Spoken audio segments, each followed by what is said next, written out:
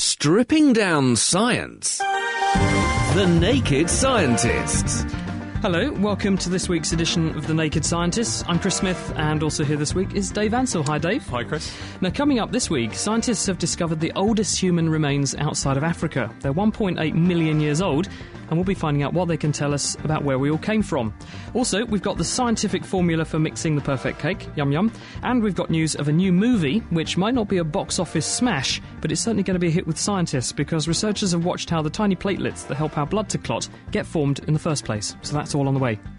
And also this week, we'll be looking at the science of robots and how scientists are now creating clever machines that can carry out crowd control, go into battle on our behalf, perform delicate surgery better even than a human, and even care for the human, and even care for the elderly. But can they be trusted? Plus, in this week's Question of the Week, we're getting to the bottom of an interesting question about underwater vision. It turns out you can learn to see better underwater. There is a group of humans that seem to see quite well underwater. These are the Moken, who are wandering sea gypsies off Thailand and Malaysia. They make a living by diving in the sea, often without goggles, to harvest things like abalone. And we'll be clearing that matter up about underwater vision later on in the programme. So, if you've got a science question for us, if you'd like to talk about robots, for instance, get in touch. Email chris@thenakedscientist.com. The Naked Scientists podcast, powered by UK Fast, the UK's best hosting provider. On the web at ukfast.net. Now, we're pretty well acquainted, Dave, with the idea that humans somehow came out of Africa and then populated the whole of the world, but no one really knows what the steps were that took place for that to happen. And a group of researchers have made an interesting discovery this week, which has kind of put a whole new spin on where we come from, because they're suggesting that rather than just being born in Africa and then spreading out across the rest of the world, perhaps what happened is that humans emerged in Africa, went out and colonised the world. Then they went back into Africa and turned into modern humans, and then came out again and spread across the rest of the world as we know it. And the evidence for this has been turned up in a place called Dmanisi, which is in Georgia. And David Law-Kipanidze, who's from the Georgia National Museum in Tbilisi, has been working at this Dmanisi site, and they've uncovered these skeletons of these people, which they're 1.8 million years old. They are smaller than modern humans, but they're a bit more primitive as well. So if you look at their hands, for example, their hands are much more like an ape's hands. They'd be good for swinging in the trees. But their legs are very well developed, so they could run very fast and cover big distances on the ground. They also had quite small brains, so they're a bit more primitive than modern humans. But what's really interesting about the story is if you look in Africa, about 3 million years ago, we think the first kind of humanoids in the form of Homo habilis appeared. And then there's a jump before you see Homo erectus. They're much more like us.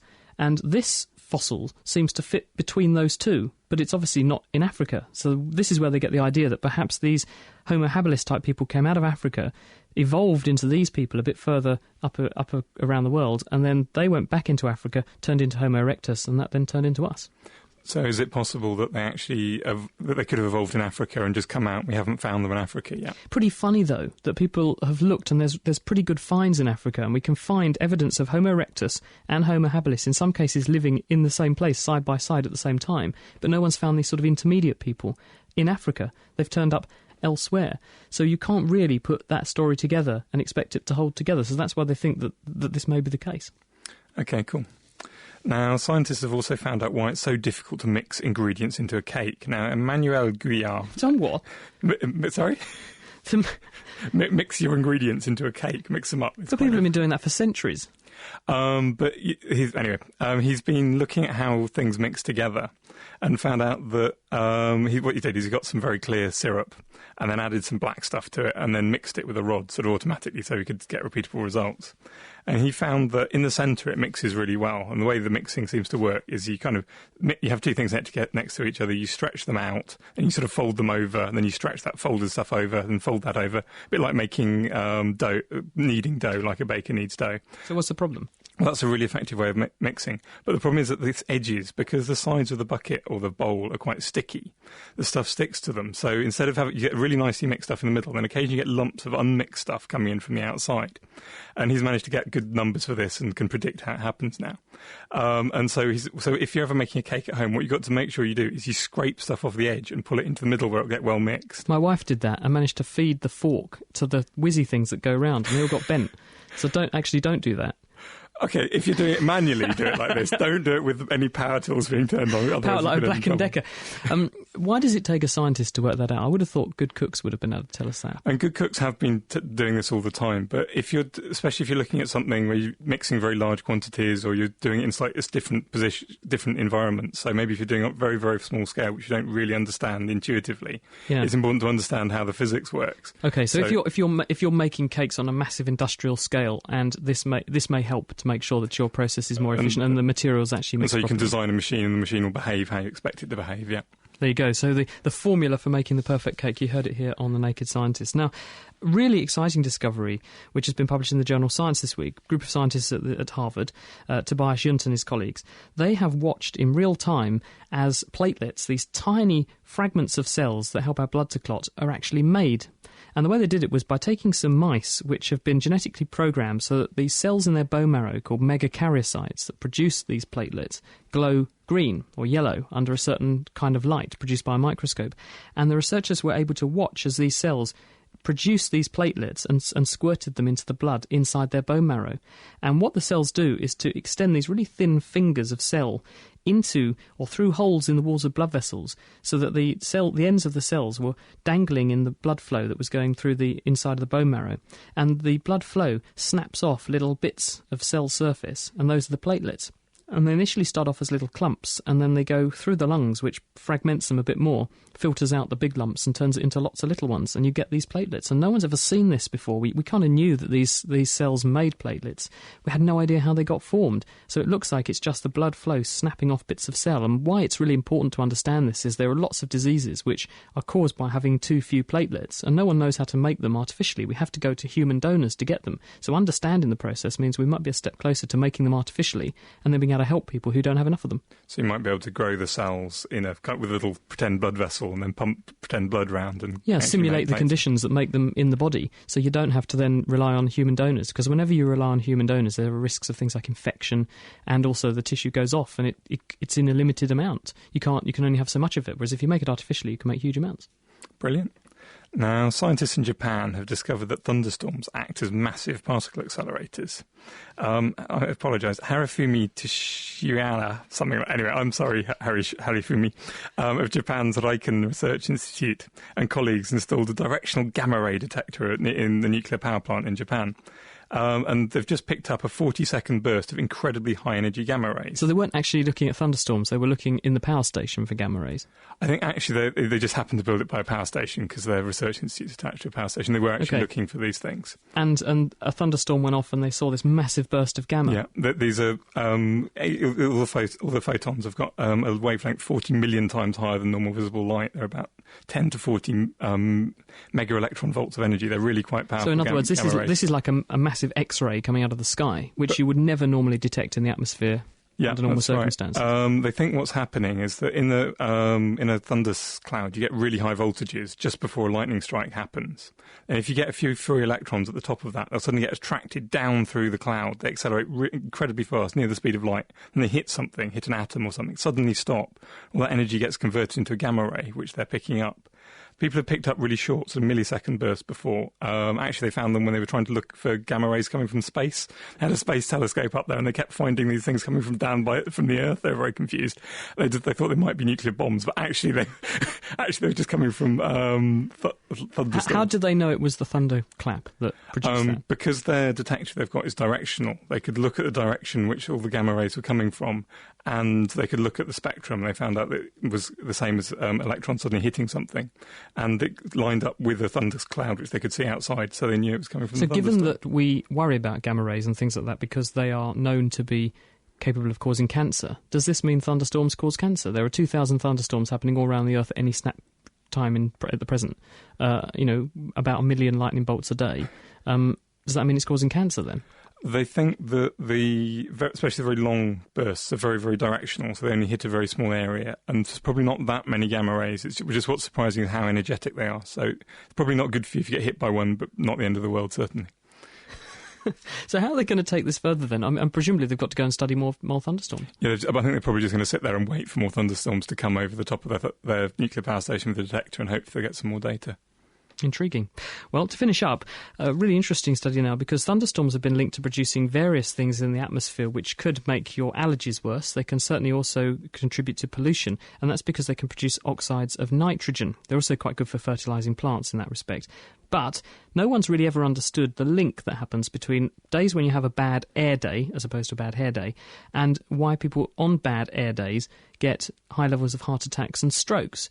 People have thought that blood seems to be stickier and clot more readily, but why should that happen? Well, now a group of researchers who are at Northwestern University in Illinois, it's Gökhan Mutlu and his team, have sussed it out. And they were looking at mice to which they fed particulates, so things like what come out of a diesel engine. And they got the mice to breathe this in, and they took some blood samples and found that the levels of various components of the blood that are responsible for making blood clots shot up. So factor 2, factor 8, factor 10, and also a component called fibrinogen went up. So then they tested the same particulates on a group of genetically modified mice that lacked a chemical in the blood called IL-6. And this is an immune signalling hormone. It just is produced by immune cells to create an immune response. And in these mice that didn't have this hormone, they were totally unresponsive to the pollution. Their blood didn't get any thicker. So they thought, well, this must be important. So then they took some more normal mice and they wondered whether it's alveolar macrophages, cells that eat rubbish that we breathe in and mop up rubbish in the bottom of the lungs. They clean the lungs. They wondered if those cells were what was producing this. So they gave the mice a drug called clodronate, which gets rid of these macrophages. And they, too, did not respond to the particulate pollution. So what they think is going on is when we breathe in particles from, say, diesel engines and things, it goes into the lungs, it goes into these cells called macrophages, which squirt out this IL-6 because they get activated by the pollution. They're trying to engulf it, and in the process of trying to engulf it, they get activated. The IL-6 goes into the bloodstream, and it increases the levels of these clotting factors. Why would the white blood cells want to increase the amount of clotting factors when they're eating a load of stuff? Well, I was thinking about this, and I'm wondering if you've got a bacterial infection or something going on, perhaps the immune system thinks if you've got it's being attacked, perhaps there are going to be microorganisms squirting out cocktails of things that make holes in blood vessels, and they might make your blood clot. They might make you bleed, or bleed into your tissues. So this is a protective way of making blood clots to plug up holes that microbes might make in blood vessels, and therefore contain microbes to a place in the part of the body where the immune system can more readily get a handle on them. So it might be that the body is mistaking the pollution for microbial attack. Cool. Sorting out the sparks from the quarks. The Naked Scientists. For more information, get online at nakedscientists.com. It's The Naked Scientists with Dr. Chris and Dr. Dave. We have a robot extravaganza in store for you this week, where in a short while we'll be talking about robots, where they came from, how they developed, how we use them, how they can go into battle on our behalf, and also how we can make them intelligent, free-thinking machines. But may they also be machines with murderous intent? Well, we'll be finding out later. But first, Dave, you were talking about lightning. Here's a sort of lightning on a miniature scale. Question from Sharon. She's in Australia. I recently put a cast-iron Le Creuset pot in my microwave. It's got expensive cooking culinary taste. They're nice pots, aren't they, Le Creuset? It was in there for 20 seconds and it flashed. Nothing cracked, but there was a burning smell. My question is, why? And could that have contaminated the food in the pot? So who have you poisoned, Sharon? I guess Le Creuset pots, they're cast iron. They've got a cast iron lid as well.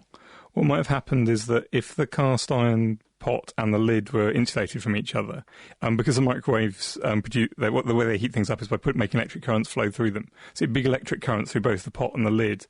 And if somewhere you get a large enough voltage between the pot and the lid to cause a spark, you get a spark between the pot and the lid, and that will probably make the flash, and it might damage some of the enamel on the surface. Do you think it makes it really, really hot? And maybe splinters off some of the enamel and vaporise. You might vaporise on the enamel. I don't know what they put in the enamel. Yeah. But do you think it would have been toxic? Because she's obviously worried about being sued, having fed someone out of that pot. I mean, it's probably not going to taste very nice. I doubt they put anything too poisonous in enamels on cookware in case you kind of scrub them and you end up eating bits. So I wouldn't worry too much. It's going to be very low quantities. But I wouldn't eat lots of it out of preference, personally. Also got a question here from Kieran in Dublin. He says he loves the show and he listens to podcasts every week, which is great. His daughter came home from school recently to announce that she had learnt at school that day that you could get wetter running through a rain shower than walking. How can this be? I think actually this is a really good question that we should say to what do you think at home? If you're out in the rain, should you walk calmly through the rain? And alternatively, if you haven't got an umbrella, of course.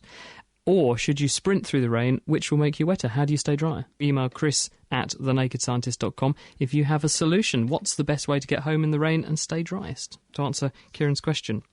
Now, we are talking about robots and robotics this week, and our first guest is Noel Sharkey. He's Professor of Artificial Intelligence and Robotics at Sheffield University.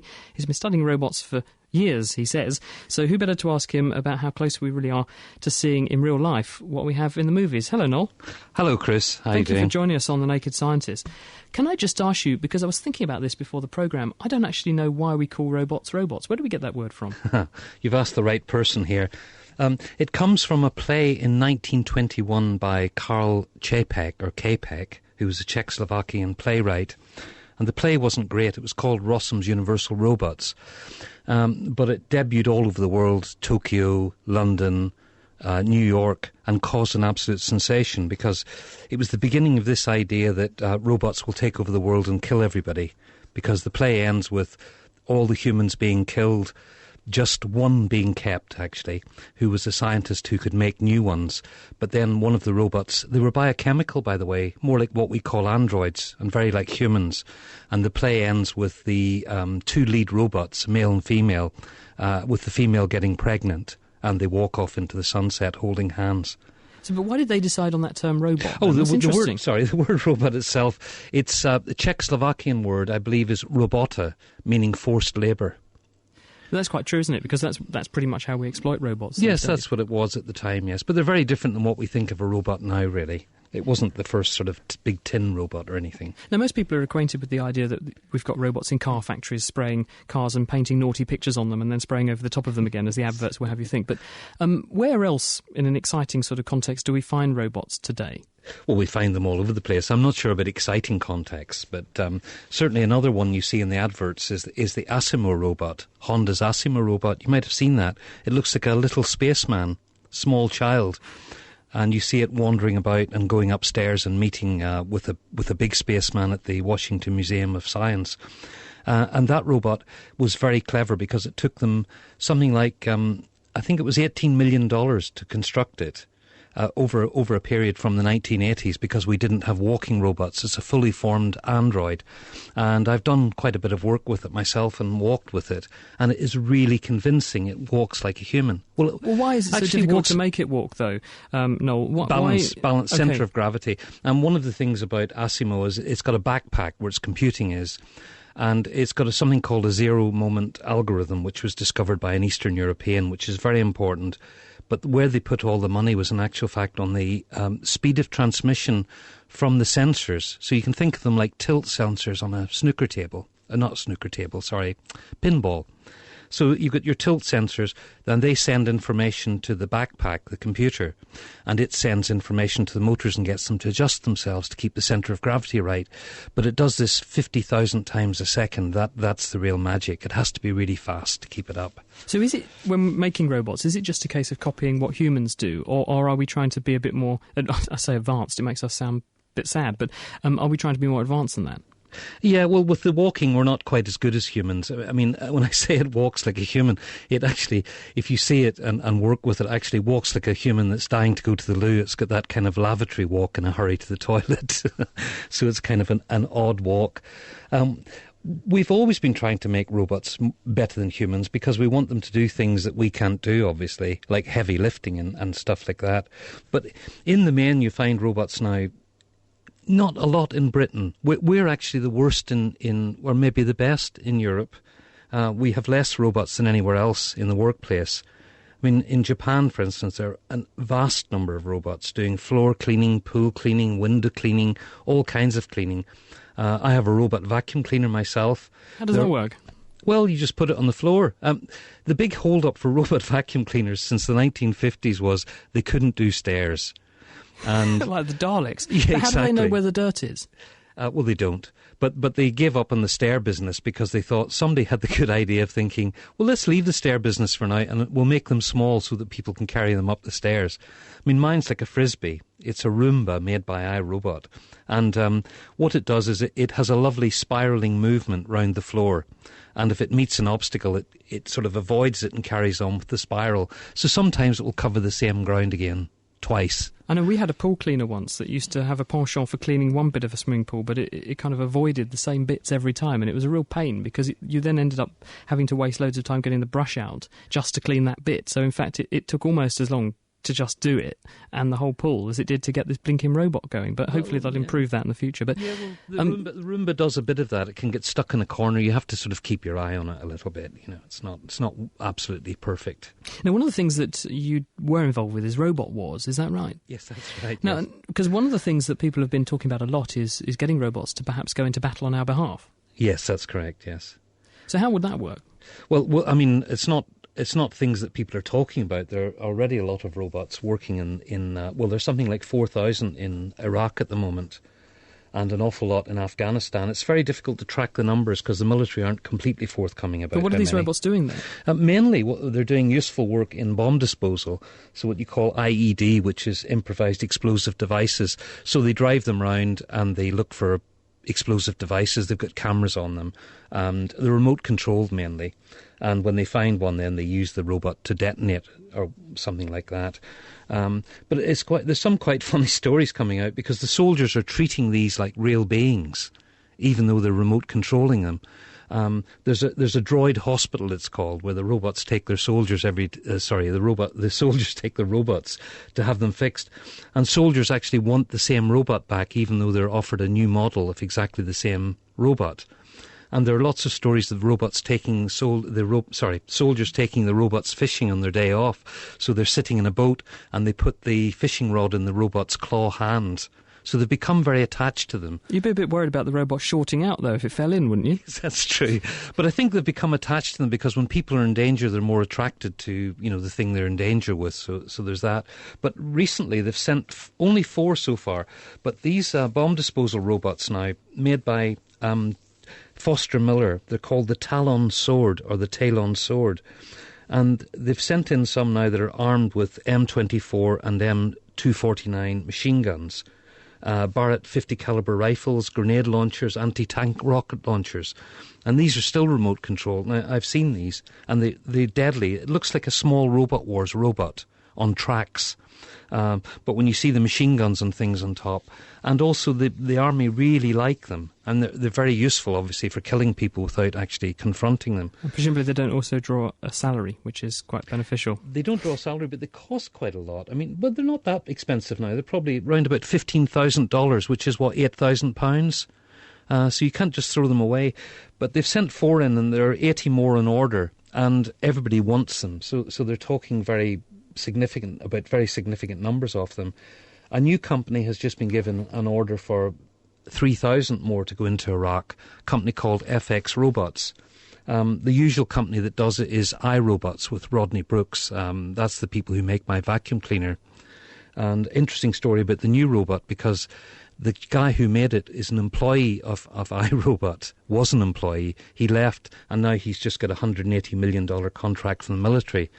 And iRobot detectives have witnessed him putting stuff into dumpsters and cleaning hard drives. So he's being prosecuted now for stealing their ideas. There's a lot of money at stake. That's the big thing. There are many companies getting involved here. And of course we've got the killer robots in the sky. Now people might not think of them as robots, like the cruise missile or pilotless aircraft, which have been around in America since about 1918, in fact. And the Predator robot will do almost everything autonomously, and it found a second-in-command of Osama bin Laden, and what it did was very clever. I don't like this stuff at all, by the way. If I sound like an evil genius or something, I'm not. I don't like this. But what it did is it found him in a car. It switched on his mobile phone using satellite technology, and as soon as the phone came on, the operator, who was 7,000 miles away in the Nevada desert, pressed a button and it vaporised the car with 2 Hellfire missiles. Blinking hell.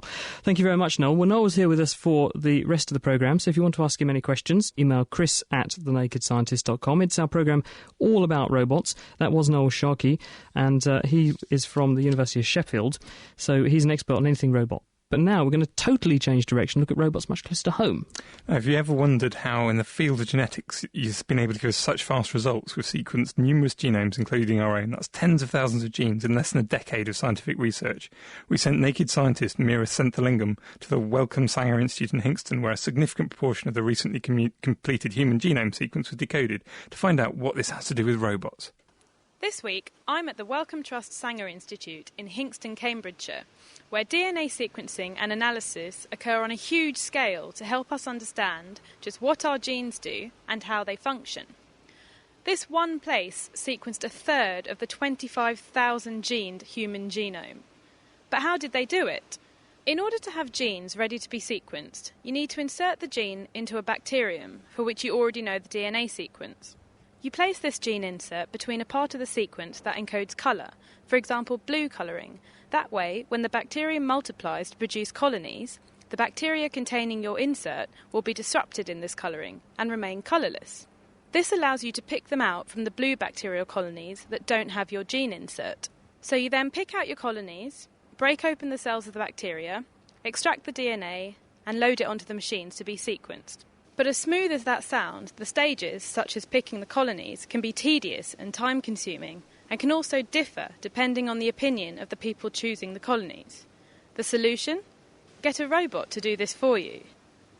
The robots that pick colonies are basically a big box in which there's a tray at the bottom to put lots of Petri dishes in, and a robotic arm that hangs down from the top and seems to slide around. But how on earth does this box actually pick specific colonies of bacteria? I'm off to meet Sarah Sims, who's going to fill me in on just how these robots do their job. Well, there's a camera that looks at each of the Petri dishes which have got colonies on them, and it can see the colonies. It's been programmed to look at a certain size of colony, whether it's a single colony, and what colour it is, because there are two types of colony on there. There's a colony with an insert and one without an insert, and the one without an insert is blue, and the robot's able to identify that and doesn't pick blue colonies, just picks the colonies that have the insert. Just in the time that I've been in here now, how many colonies would you say have been picked? Well, it picks about 2,000 colonies an hour. Before robots, we used to pick about 800 colonies compared to 2,000. That's a really big difference. Yes, it is. It's made a huge difference with the amount of throughput we can do. So, I mean, I know that when it comes to kind of picking colonies and things like that, you need really sterile conditions because it's so easy for things to get contaminated. How is that managed with robots? Well, the room that we're in is in sterile conditions with the air filtered, and also the robots are enclosed in a glass box, which helps to prevent any air getting in to contaminate things. I don't think I need to say that surely you're very happy about the introduction of robots. Yes, with the numbers that we have to produce, we wouldn't be able to do it without an awful lot more people and an awful lot more lab space.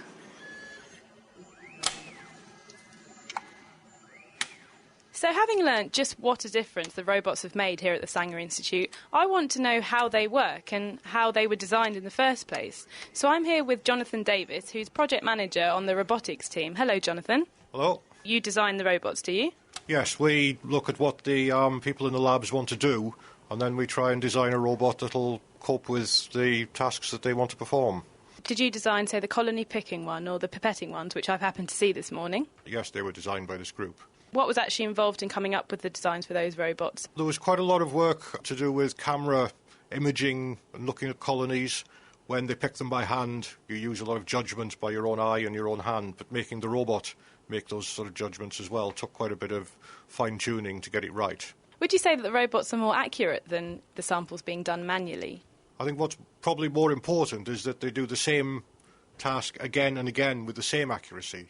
A person doing it, sometimes you get it spot on, other times it's not quite, but with the robot doing it, you get the same result time after time after time, and that's usually what's wanted.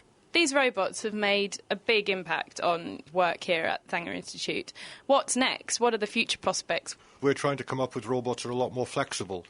The ones you've seen were designed for one job, and they do one job only. They do it very well, but people want to do different tasks depending on what results they get. They might want to change the robot to do it, so they want to add a bit of intelligence, if you like, so we're trying to go down that route.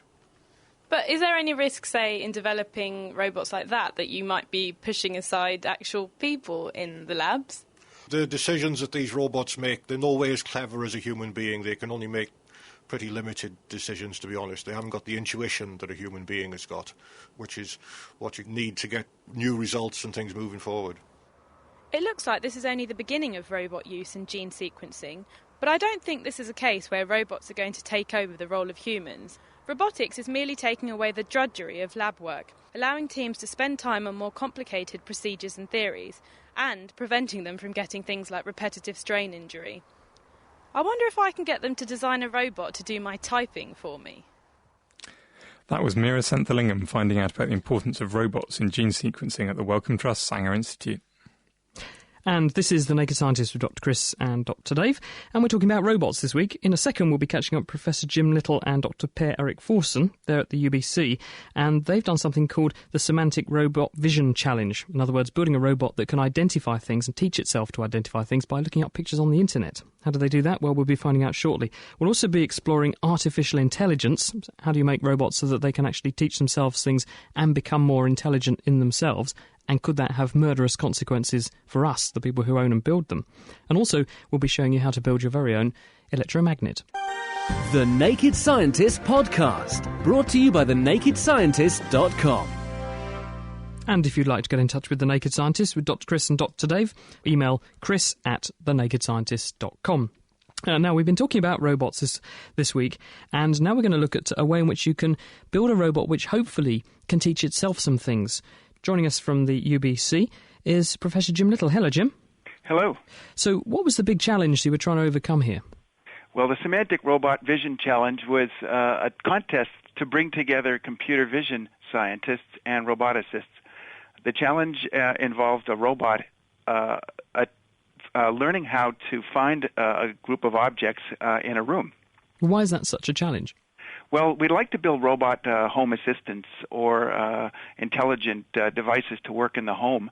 And a robot has to know the various unusual and different objects that live in a place with us. And we've gotten very good in the last while as computer vision scientists to recognize particular objects, like a box of tissues or a cola bottle. But to work in a home, a robot needs to be able to see and understand objects like chairs and cups and tables, and they're much more challenging and interesting to So recognize. If a person, for instance, said, I'd like a cup, and because their cup is different than every other cup the robot's ever seen, you need a robot that can intuitively then work out what a cup must be from first principles. So that sounds impossible. How do you go about doing that? Well, in this particular case, we looked at images got from the web by looking up under search engines for the word cup. And we tried to find characteristics that cup images might share, such as the circular opening at the top and the more or less cylindrical sides or the handles on the cups. And these have appearances that we can try to recognize in the images, and then when we go look for them in the room, we can find the object by identifying these features again. So it's just going on to, say, Google and trawling through images that it sees of things fitting the tag cup and then deciding that must be what a cup looks like. So how does it decode the picture to work out what the salient parts are? How does it attach the same amount of importance to, say, the hole in the top and the handle as the shape? Currently, we just use techniques to finding interesting and distinctive points on the objects. Others, groups not ours, work more on the shape of the boundary of the objects. But we've come a long way towards being able to recognize these distinctive features from different viewpoints in different images. And in this challenge, what we did was look for features that showed up many times in different images of cups, for example. So what about if someone was really nasty and they've mislabeled a picture of a cup and it's actually a saucer and it says cup and saucer, but it's only a saucer? Would your robot then be fooled? It would, but I think that what it does is try to gather lots of evidence. So if the feature shows up many times in those images, it recognizes that this feature is useful for cups and that the other one was irrelevant. In fact, going to Google to get images means you get lots of different images, most of them useful, but not all of them. So if I could just switch across to Per, because we're also joined by Per-Erik Forsen, who works with Jim. Per, what were the major problems you had to overcome to make this happen? Yeah, so when you search on the internet, you obviously have this problem that a lot of the things you look for aren't actually, like, you have many other images that match the same tag as you discussed before, and we've tried various ways of filtering out the the bad images. Like if you have a cartoon of an object, or if you have a person drawing something by hand, it doesn't match as well with the real world. So that was one big problem we had to encounter, to solve. And another thing that was when we actually went out in the environment and started looking for the objects, we had to somehow limit the search. So we had our robot being interest-driven, and the problem with the particular environment we were at in the competition was that it had many interesting things. So the robot looked at other things than the objects, and how that was also a problem we had to tackle. And Jim, when you actually did the challenge, it was the Symantec Robot Vision Challenge, what was the competition like? In other words, what were other people wheeling out? Wheeling out the other kinds of robots, you mean? There were other small robots that had, ours was large. We had a large robot with a stereo camera on it, a simple still image camera, all on a pan tilt unit. The other competitors also had many different cameras, and we all had small platforms that allowed us to walk around amongst the tables that composed the contest region. The objects we were looking for were either on the tops of the tables or on the floor, kind of separated from each other, scattered around the room. And how successful was your robot? I mean, presumably they put things there that they had no chance in hell of ever having seen, so they had to teach themselves to recognize it. So how successful were you? Well, we were we did well. There were 15 objects we were asked to find, and of that 15, we found 7.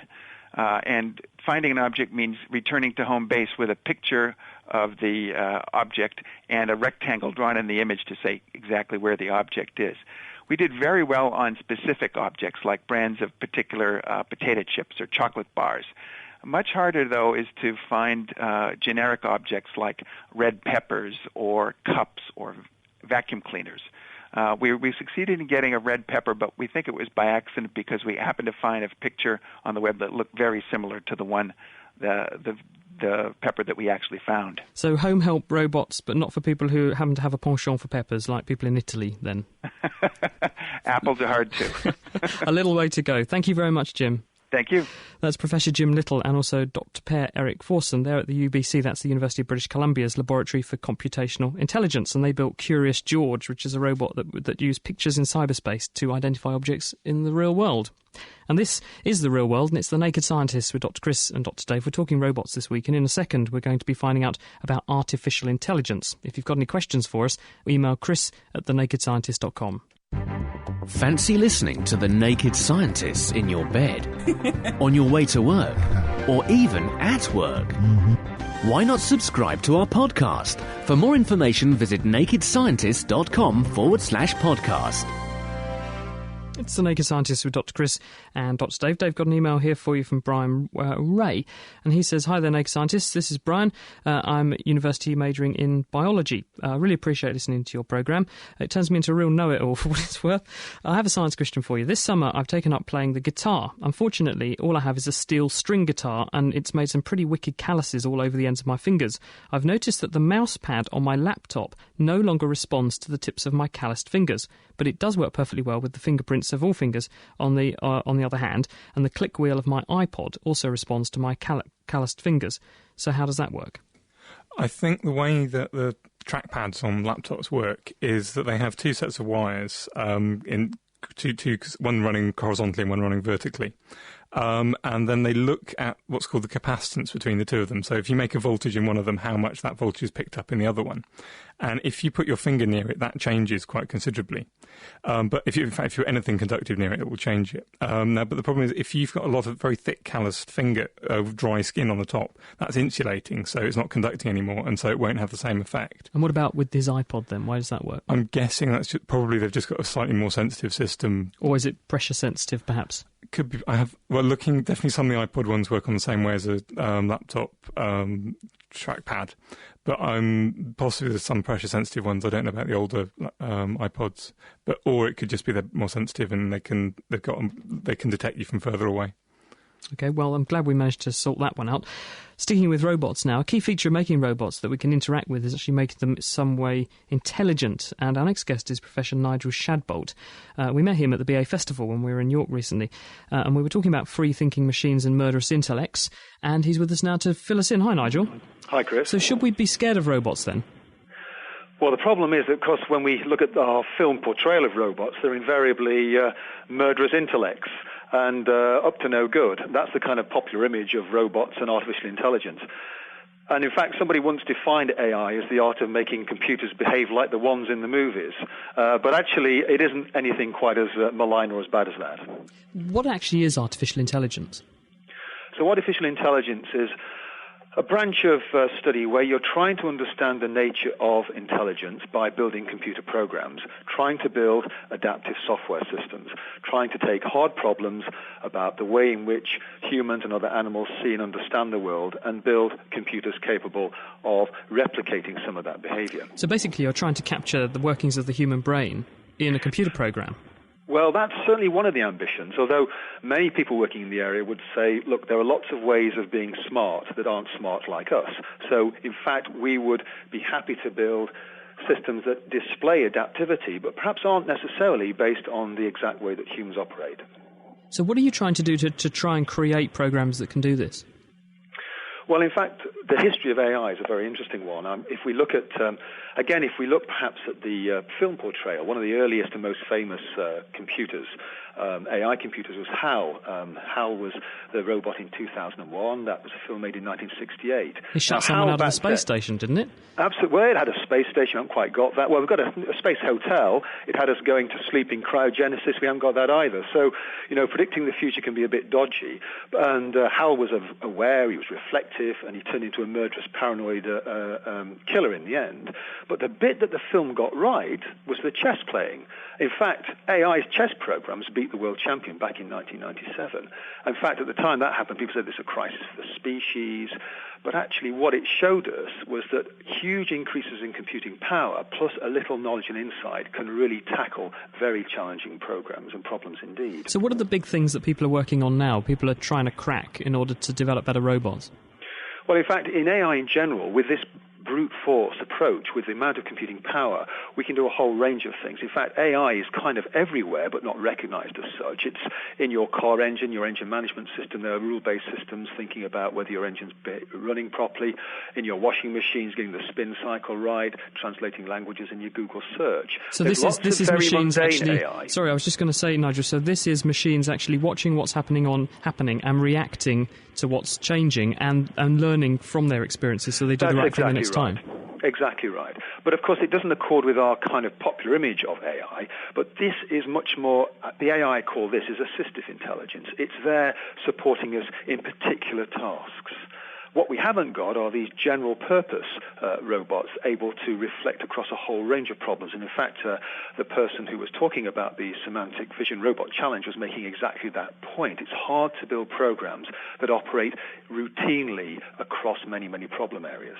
So do you, when you're creating robots, though, always engineer an off switch so that there's no danger of these things running amok and taking over the world, which is what people are most frightened about? Well, indeed, if you look at the kind of commercialization of robotics, there's a company in the States, iRobot, that manufactures simple house cleaning robots. It'll trundle around, particularly good in big open American homes, trundle around hoovering up the debris or cleaning the bottom of the pool. But really that's a composition of some simple behaviors. It avoids colliding with objects.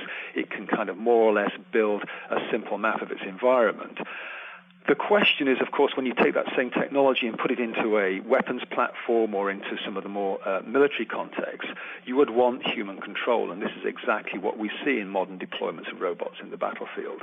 And making sure that we, the human designers, understand the ethical implications and actually how we build override and safety into these systems is a hugely important question. And just to finish off, Nigel, how far are we away from having a system where I could have a conversation with a robot, or I even could be a robot making this program and no one would know? Well, this is a famous Turing test. Alan Turing, a great computer scientist, actually helped crack the codes in the Second World War using computing techniques. He was hugely interested in AI, and he said that if we ever got to that stage, effectively we'd have built an artificial intelligence. But there are many situations where programs can do a good job of emulating a human, but not across the whole range of behavior. And the great thing, of course, about human beings is we're able to anticipate the unexpected, the kind of snags that crop up in making a show just like this. So I would think the job is safe for a little while yet. Oh, well, that's a relief then. Thank you very much to Nigel Shadbolt, who is president of the British Computer Society and from the University of Southampton. Thanks, Nigel. Thank you. This is The Naked Scientist with Dr. Chris and Dr. Dave. Time now to go over to Diana O'Carroll, diving into this week's question. Hello and welcome to Question of the Week with me, Diana O'Carroll. This week we're looking into the abyss with multimedia eyes. Hi, my name is George England. I'm a graduate student at Stanford University in the United States. Some animals, such as amphibians or seabirds, need to see above and below water. My question is, how do they do it? How do their eyes work in air and in water? Why can't humans focus below water when other animals can? Professor Ron Douglas came up with the answer. It is true that amphibious animals such as ducks, seals and turtles can see well in both air and water. For humans, however, the world becomes all blurred as soon as we stick our heads under the water. This is because in animals such as ourselves that live in air, two parts of the eye focus light, the lens within the eye and the cornea, which is a transparent window at the front. Of these, in humans, the cornea does about 3/4 of the focusing because there is a large difference in refractive index between the air and the cornea. The lens in our eyes is relatively flat and is mainly responsible for fine focusing of the image as we look at things at different distances by slightly changing its shape, becoming fatter as we look at closer objects. Our world becomes blurred underwater because water and the cornea have very similar refractive indices, so the cornea no longer focuses light. We therefore become very long-sighted underwater, as our lens is not optically strong enough to focus the light. What something like a duck does, therefore, is when it is in air, it has the same basic eyes that we do, with a cornea that focuses most of the light and a flattish lens. When it goes underwater, however, when the cornea no longer focuses light, it pushes its soft lens against a quite hard iris, and part of the lens bulges through the pupil, forming a sort of nipple on the front surface of the lens. This acts as a very powerful lens and allows the animal to see underwater when the cornea isn't working as an optical surface. This allows diving birds, for example, to both successfully hunt for fish underwater and to catch the bread you throw at them on the surface. The cornea in our eyes and water have the same refractive index. That's a sort of measurement to describe how fast light travels through different gloopinesses of transparent stuff. The thicker the medium, the slower light will travel. Light will also bend every time it slows down, and this property is what the human eye uses in air to focus light inside the eyeball. Underwater, however, the cornea is almost useless, as it no longer causes light to slow down and therefore bend. To compensate for this, we'd need a fatter lens or some other way of focusing the light where we want it inside the eye, like these guys. Interestingly, there is a group of humans that seem to see quite well underwater. These are the Moken, who are wandering sea gypsies inhabiting the coastal regions off Thailand and Malaysia. They make a living by diving in the sea, often without goggles, to harvest things like abalone. It turns out that when you compare their ability to see detail underwater to a similar group of Europeans, the Moken do much better. Any camera enthusiast will tell you that if you want to see a large range of distances in focus, in other words, to have a large depth of field, you close down the aperture of the camera.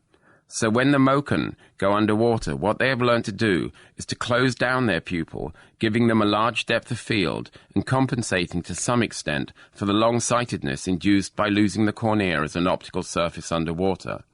Interestingly, given time, European children can learn to do this as well. So it looks like we can learn to see underwater after all, just don't try it in a soapy bath. Now from looking into the watery depths to listening to it. I'm Pia from Canberra in Australia. And I've been wondering for a long time, why is it when you put a shell from the ocean up to your ear that it sounds like the ocean inside the shell? And we're sniffing out the answer to this one.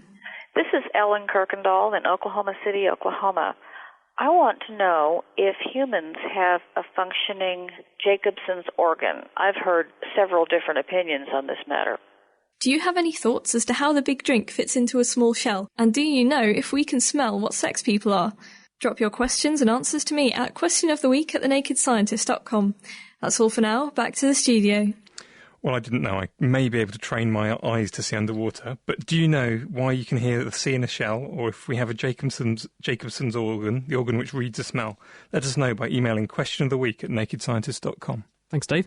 Got an email here from Pab who says, regarding the effects of calloused fingertips caused by metal guitar strings, could this also account for the fact that when I tried to teach an old friend to use a laptop, she couldn't make the cursor move, even though I could? Does this mean with an ageing population, computer designers have to produce more sensitive touchpads geared to the changed skin of older fingers? What do you think, Dave? I thought as you get older, your skin gets thinner rather than thicker, unless she's just not doing anything, so the skin's building up. Maybe she's a guitar metalhead, she's got really thick callous fingers, I don't know. I don't know. Don't make assumptions. We don't know, is the answer. I would have thought, as Dave does, Dave says, that skin being thinner as you get older should work a bit better in terms of picking up things on the touchpad. So, does anyone know? Let us know if you have any thoughts on that. Chris@thenakedscientist.com. Now, for this week's Kitchen Science, Ben and Dave have been out to show us how some of the most complicated moving robot pieces rely on a very simple bit of science to get them moving. Welcome to this week's Kitchen Science. Today I've come to Dave Ansell's garage, which is where all of the ideas for Kitchen Science come from. And speaking of experiment ideas, Dave, what are we doing today? We're going to be trying to turn a nail into a magnet. What have nails and magnets got to do with robots? One of the most common ways that robots move is using electric motors. And electric motors are entirely dependent on something called an electromagnet, which we're going to build later. Is this something people can do at home? Yeah, it should be no problem to do it at home. All you need is a fairly long piece of wire, maybe a metre or metre and a half of thin wire, thinner than the stuff you'd use to wire a house with, a fairly large battery like a C-cell or a D-cell, and a nail, ideally 4 or 6 inches long. The first thing you want to do is take the wire and wrap it round and round and round and round and round the nail and leave 5 or 6 inches over at each end. OK, so I now have a 6-inch iron nail, and around that I've wrapped some copper wire 20 or 30 times. What's the next stage to make this into a magnet?